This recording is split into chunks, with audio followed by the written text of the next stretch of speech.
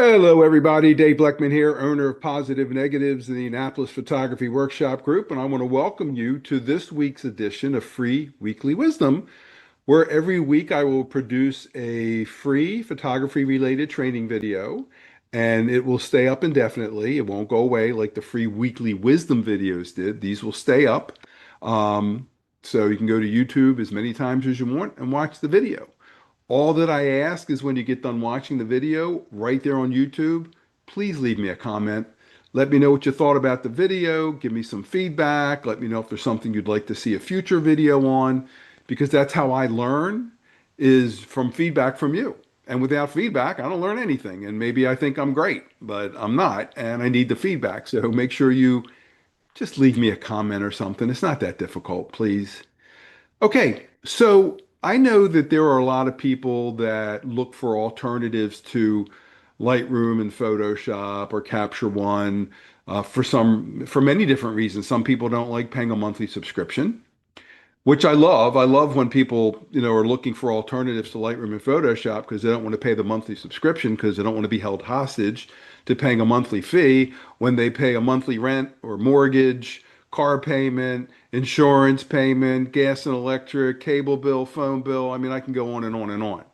And your monthly Adobe fee is probably the least of all those fees. But in any case, some people look for an alternative to Lightroom and Photoshop. Again, they don't want the monthly fee, or maybe they're having trouble understanding Lightroom and Photoshop, and maybe they find in another program's easier to use, or some programs do things that Lightroom and Photoshop can't do. And of course, Lightroom and Photoshop do a lot of things that other programs can't do as well. So, I use multiple programs. Sometimes I may use a program for just one thing, but it does that one thing very well. And other times I do as much as I can in Lightroom and Photoshop. But what I want to show you today is Luminar. Now, formerly known as about a week ago, formerly known as Luminar Neo, but now it's just called Luminar. And Luminar is a great alternative for those of you looking for something other than Lightroom or Photoshop. So I'm not an expert at Luminar. I use it occasionally. There's a couple things about it that I like. But what I'm going to do today is I'm going to open up an image and work on it from start to finish in Luminar. And you'll kind of see my process, why I pick something, how I try things out, why I may decide on something, how I may want to do some final tweaking. So I may get stuck here a couple times because, like I said, I don't know Luminar like the back of my hand, or as well as I know Photoshop or Lightroom. But you can play around with me. So I'm going to make myself smaller right here for starters. Let's go ahead and make this a little bit smaller. And I'm just going to kind of move myself down here at the bottom. And so you can see that kind of like Lightroom Classic, you can create catalogs. So I can click on catalog, and of course, there's nothing in here, and I can add photos. So when I click on this, I can add a whole folder of photos into this catalog, or I can add a single image. So let's start with a single image right now. And these are pictures I took in Lucca, Italy. And there was a bicycle, this one right here. So I'm going to open up this shot right here. Okay. And you can see here is the unedited raw file. Down here would be my before and after eyeball. So if I click on this, no change because nothing's been done to this yet. So at the very beginning, you have a lot of presets. Okay, here's your preset module up here. Here's all your tool module, kind of like what you'd expect to see in Adobe Camera Raw or Lightroom. So let's go back up here to presets. And you got a couple at the top here: Filmatic, Blockbuster, Urban Style, Shades of Green. Okay, this says try, so it may be something that you'd have to buy. And the same thing, Urban Style. If I scroll down here, um, I'm assuming I'm going to find Urban Style down here. There you go. So they're down here as well. So and here's some categories: Essentials, Mother Nature, Lifestyle, Landscape, Portrait. So this is kind of a street scene. So here's what you do. I'm not going to click on natural skies because there's no sky. Let's go over here to artistic. And what happens are you get these five presets. And now all you gotta do is roll your mouse over it. So watch. Subtle, solemn, neon, skyline, retro, and supreme. So before, here's supreme. Before, here's subtle, which is subtle. Solemn, neon skyline. Okay, so I have that. Um, let's go back to presets and let's see what urban style has to offer. Okay, Old Town. Okay, not a bad starting point. Edinburgh. Nope, don't like that. Toronto, very blue. Melbourne, very subtle. Abbey Street, kind of a sepia tonish to it. New York, that's not bad. New York. So if I go back here, I have all kinds of categories. Okay, so let's go back to urban style. And I'm going to go back to New York. I kind of like this New York look. So I'm going to click on New York. Now, if I want to back off the preset a little bit, watch, if I go all the way down, I took it away. If I go all the way back up, it's all there. And maybe I go halfway. Maybe I just want kind of an in-between look. And down here at the eyeball, I can do a before and after. I can also do a split screen right here, but it's more of a pain in the ass to start taking this thing and going back and forth. So I don't like the split screen, but I just like the before and after eyeball. And I think I'm going to add this a little bit more back into this. And let's see again. All right, I think that's a pretty good starting point. So now that I'm done with the presets and I found one, and again, there's a lot of them. I mean, every one of these, you click on any of these and you pretty much have five presets to play with. So now that I've done that, I'm going to go to the tools. And these are tools are kind of like your basic module and all the other modules you see in Lightroom and Adobe Camera Raw. So let's go back up to the very beginning. There's something called Enhance. Okay, and it's under favorites because I use it a lot. So let me click on Enhance and just watch the picture as I move the slider. So it's kind of adding a lot of sharpening. It's adding a lot of detail to the picture. So let's go back and maybe go up a little bit here, something like this. Okay, so let's take a look at before and after what we did so far. We used the preset and I used the accent slider under Enhance. So we went from this so far to this. Okay, I'm okay with that. So image quality. This noiseless is AI noise reduction. There's no noise in this picture. I'll zoom in and you can see in the dark areas, there's really no noise. So I don't have to worry about noise. Super sharp. I always do my sharpening at the end because there's a lot of sliders. You may not realize this, but let's take Lightroom Classic, for example. You have texture, you have dehaze, you have clarity. All of those sliders add a little bit of sharpening. So you don't want to sharpen your picture early on and then start using other sliders that do more sharpening because then you're going to over sharpen. And one of the mistakes I see most often when I'm critiquing images is that they're over sharpened. So you got to be careful. One thing I want to mention before I forget is October 4th through 9th. I am teaching the Spectacular Sedona Landscape Masterclass. I have two slots left and I'm still offering $650 off. Let me just show you real quick what's included. Okay, we all fly together. So round trip transfers from the airport to the hotel, and then transportation the entire week, and then back to the hotel. I mean, back to the airport on Saturday. That's all included. You don't have to rent the car. You don't have to take an Uber or whatever. Actually, Ubers and Lyft are almost kind of non-existent in Sedona, but you fly in with me like everybody's doing so far, and you're going to ride with me from the airport to the hotel, and then, of course, the entire week, and then back to the airport. Transportation or the workshop, obviously. A group welcome dinner on me.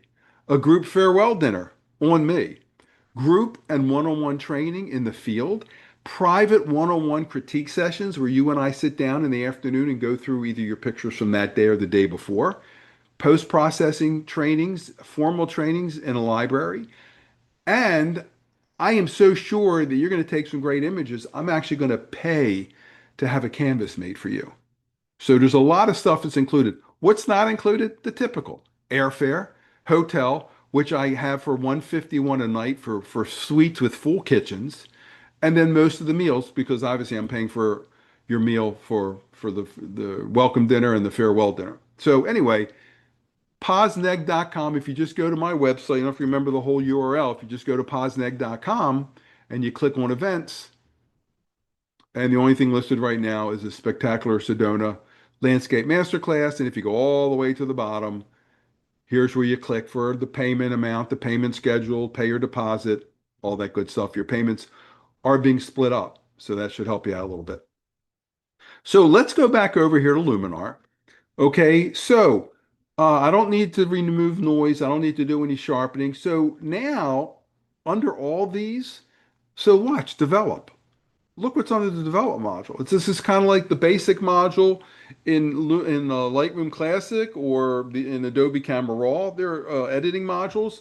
So first thing here is exposure. Now, you know how Lightroom and Lightroom Classic and Adobe Camera Raw has the auto button, and I'm a big fan of the auto button. Well, here we go. Auto adjust. So I'm going to click on this and let's see if we notice a change.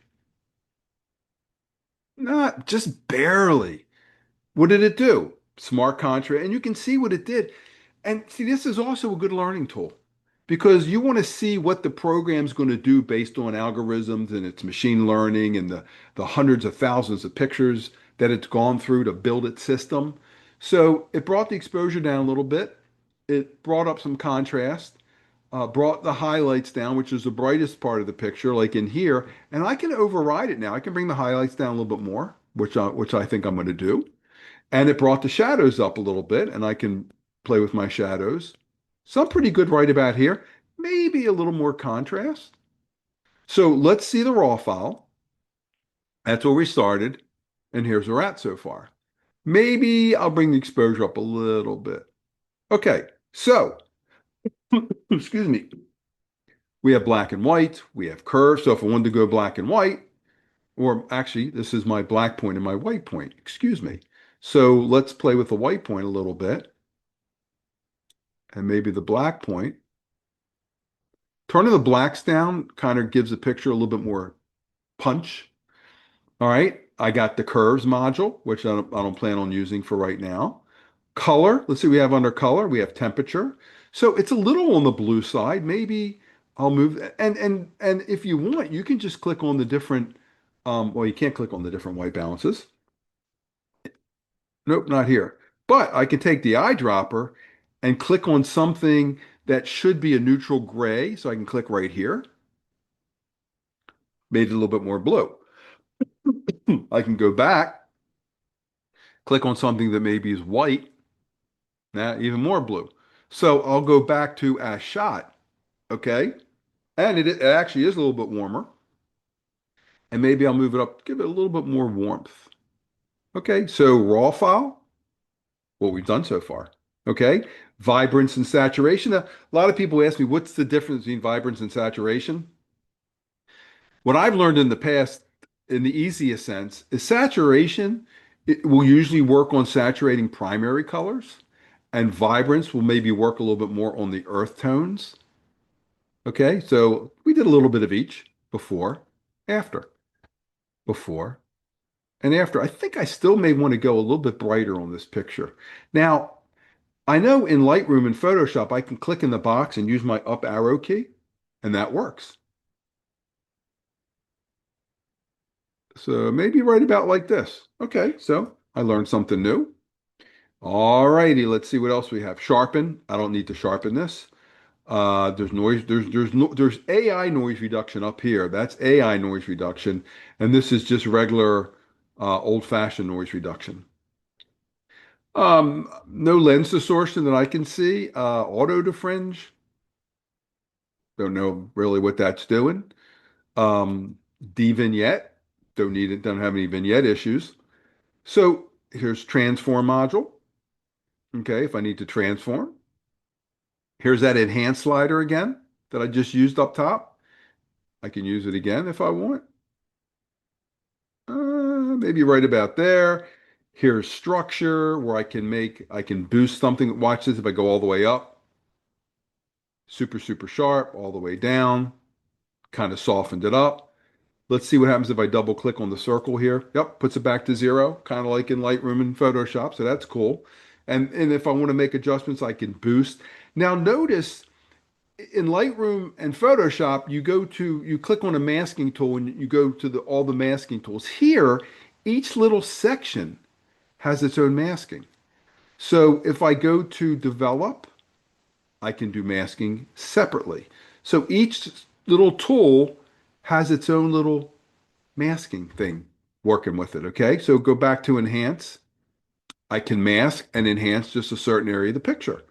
I can erase something. I can move the structure. Again, I can just mask and maybe I just want to sharpen up the door or something like that. Okay.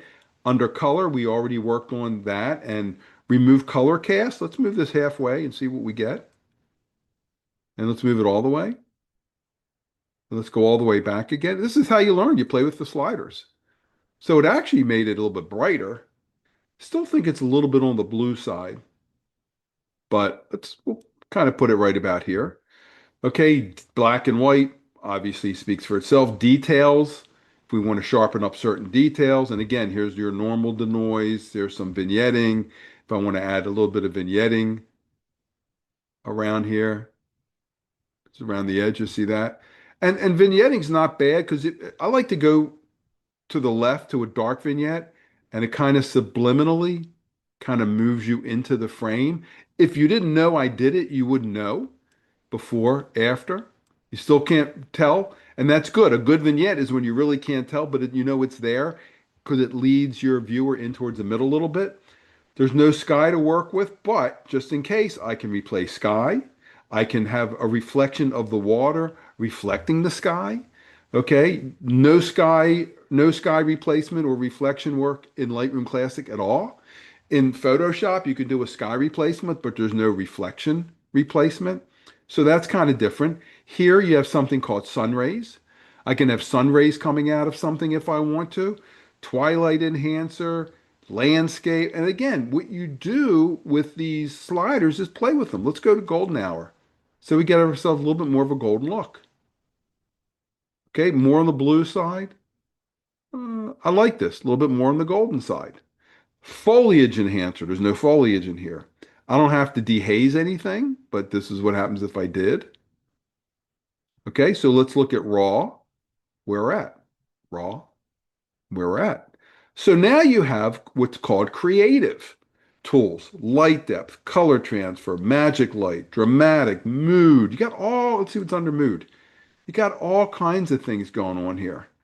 Okay, you got cinematic toning loops, you have creative loops. And if you just roll your mouse over these, they're kind of like presets in a sense. Sepia, I kind of like that. That's kind of cool. Let's go to sepia. I kind of like that. And there's one more thing. Now you got all these different things for portraits, and you have some of these professional, super contrast, highlight contrast, mid-tone contrast. Let's see what happens when we move highlight contrast halfway. I like that. And let's see, mid-tone. Nah, I like the mid-tones where they are. Let's see, shadows. No, this is pretty cool. Dodge and burn, clone. So here's the raw file. Here's where I'm at. And there's one more thing I'm going to do. I'm going to go over here to light depth. Now, this is pretty cool. What it does is it adds sunshine somewhere in the picture. So let me show you. Let me move this halfway. And watch when I move this. See what I'm doing? I'm kind of like moving sunshine. And I can make the beam narrower, like this. Or I can make it a little bit wider. And I kind of like the sunshine kind of on the sidewalk down here. And I can make it a little bit warmer. So now I can see the before and after just with the light depth because all these little boxes that you open up have a before and after and an undo. So before, after. It adds that little splash of sunshine on the sidewalk. And I can make it wider if I want, or I can make it narrower. I like something like right about there, just coming down the steps. So before, after, before, after. So anyway, that's a little bit of my progression in Luminar. And there's so many other programs out there. There's On One, of course. There's all the Nick Photo Lab 10, which just is coming out, I think September 1st. It's replacing Photo Lab 9, which is a very intensive program like Luminar. So Photo Lab 9, Photo Lab 10 has tons of controls, just like you see here. And then there's On One Raw Max 2026, which again is very similar with a lot of control. So people are using Luminar as an alternative to Lightroom or Photoshop. Of course, Luminar can't do everything that Lightroom and Photoshop does. And of course, you can see things here that Lightroom and Photoshop doesn't do. So some people are using Luminar, some people are using On One, some people are using DxO Photo Lab or the Nick collection. There's a lot out there. But hopefully this enlightened you enough to kind of get an idea of another program that you may want to try and some cool features that this program has. And I thank you for joining me for this edition of Free Weekly Wisdom. Don't forget to leave a comment. Don't be the one that just leaves, okay? Be the one that leaves a comment. And I appreciate it. And you know I appreciate it. And I'll see you guys next week for another edition of Free Weekly Wisdom. Take care, everybody.